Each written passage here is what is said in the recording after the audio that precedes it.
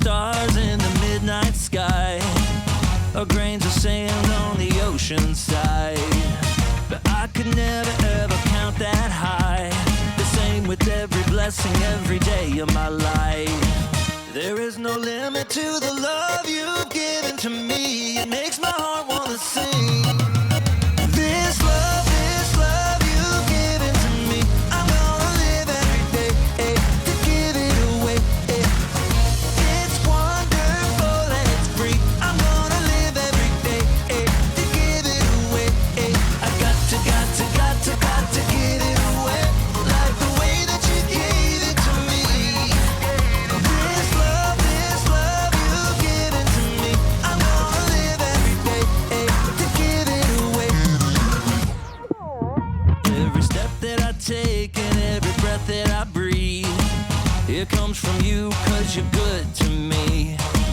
You're teaching me that's the way I should be, showing your love to everyone around me. There is no limit to the love you've given to me. It makes my heart wanna sing. This love you've given to me, I'm gonna live every day to give it away. It's wonderful and it's free. I'm gonna live every day to give it away. I've got to give it away, like the way that you gave it to me.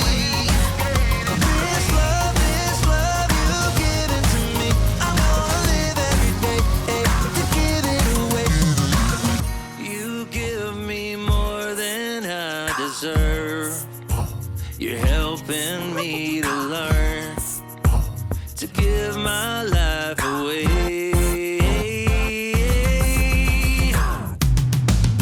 This love you've given to me, I'm gonna live every day to give it away.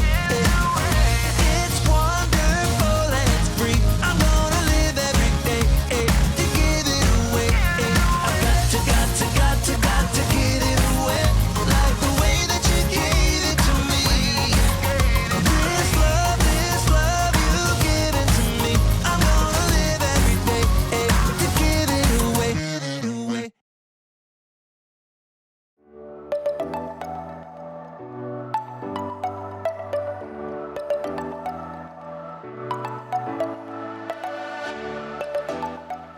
What's up, everybody? It's me, Jacob, and today you're gonna help me solve a mystery.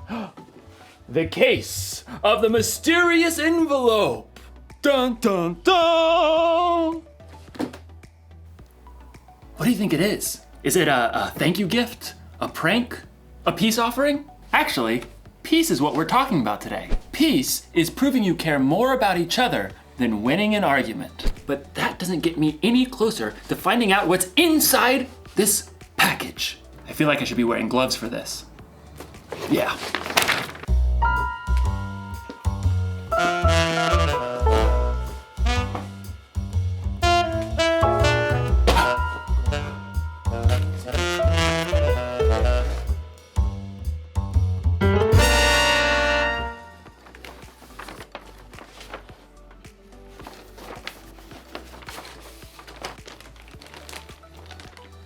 Monkey bridge? What's a monkey bridge? A few twigs and some string, but no instructions. Another mystery. Dun dun dun! I mean, clearly this is a bridge building kit. Well, maybe the sticks are the decking? But how do maybe I'm supposed to weave it together. This doesn't make any sense. I gotta get creative. I gotta think outside the box to find a solution. Actually, that's exactly what someone in today's story did. Now, how do you build a monkey bridge? The Bible. It's 66 books of history, stories, letters, and poetry that fit together to form God's one big story. The epic adventure of how He created us and loves us so much that He made a way to rescue us. As we travel through the Bible, from Genesis to Revelation, we discover people who met God and found their lives changed forever. Now, for an amazing story inspired by the book of 1 Samuel, chapter 25. God had promised David would be king, but for now, King Saul ruled Israel. David lived his life on the run, followed by a group of misfits who had become friends and servants. One day, they arrived in the desert of Paran, near the land of a wealthy man named Nabal, who owned 3,000 sheep. We'll set up camp here, man. At first, Nabal's servants didn't know what to think. Too many strangers around these parts. We've had food and sheep go missing. But David's men were honorable. They didn't try to steal from the shepherds. In fact, David protected Nabal's shepherds from any harm. Stay as long as you like, my friend. About time for sheep shearing, isn't it? Oh, yes. Nabal will hold a grand feast when it's all over. Your men have helped us, so they should share in the celebration. David called for 10 of his men and gave them a message to send to Nabal. On it. David's messengers hurried up the mountain to Nabal's estate and were brought to stand before him. Well, what do you want? Nabal sneered down at the men while he continued to chew on a fine leg of mutton. David says, "May you live long. May things go well with you." Continue. He says, "I hear that you are clipping the wool off your sheep. When your shepherds were with us, we treated them well and protected them. Now please be kind to my men. Please give us any food you can find for us." Nabal leapt from his seat and hurled the mutton bone across the room. Who is this David? Probably a runaway servant. Why should I give bread and meat to a nobody? And his men who come from who knows where? David's men returned to camp and delivered the news. Oh, no, he didn't. Oh, yes, he did. Men, put on your swords. We'll make Nabal wish he hadn't. At no time at all, David and 400 of his men were marching up the mountain to confront Nabal. It seemed there was no stopping a battle. But Nabal's wife, Abigail, was far wiser than her husband. A servant told her what he had done. David sent messengers asking for food, but Nabal shouted and was rude to them. Go on. The whole time we were near them, David's men were good to us. They were like a wall, keeping us safe. You've got to do something now, or terrible trouble will come. There's no time to waste.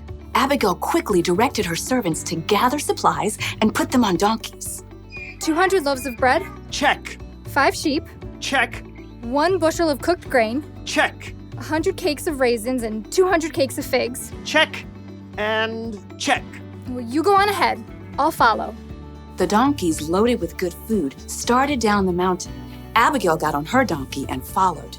From the valley, David and his men were approaching. Everything we've done has been worthless. I watched over this fellow's property, but he's paid me back evil for good.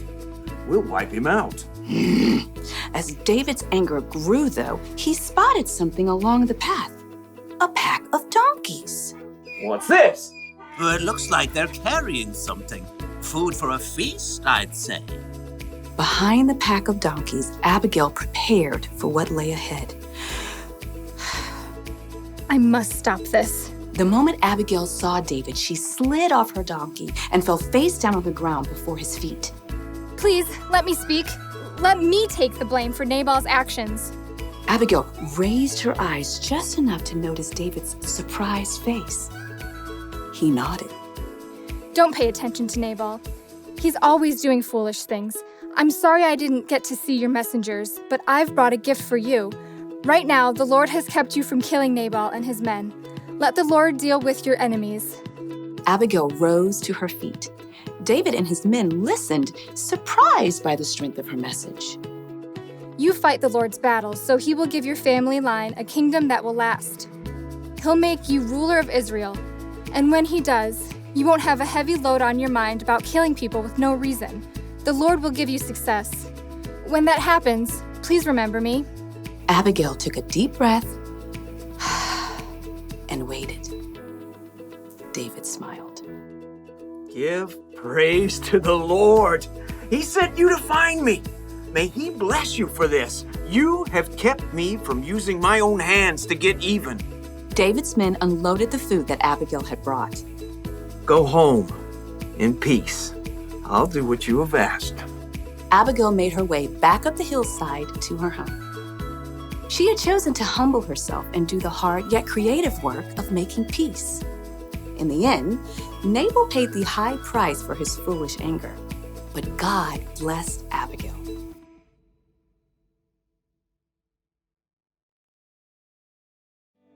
The fight between Nabal and David wasn't Abigail's problem, but she didn't use that as an excuse. She got involved. She acted fast, and she found a creative solution. You see, just because something isn't your problem doesn't mean you can't get involved. God has given each one of us unique talents and unique ways of seeing things. So, if you see people in a fight and you're the only one who can see a way to make peace, you should help them solve that mystery.